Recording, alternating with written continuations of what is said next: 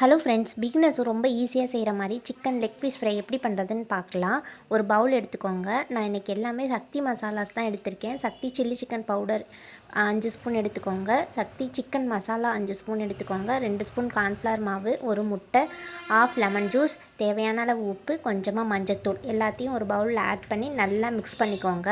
இப்போ நம்ம க்ளீன் பண்ணி வாஷ் பண்ணி எடுத்து வச்சுருக்க அந்த சிக்கன் லெக் பீஸை எடுத்துகிட்டு நம்ம மிக்ஸ் பண்ணி வச்சுருக்க இந்த மசாலாஸை அதில் நல்லா மிக்ஸ் பண்ணிக்கோங்க.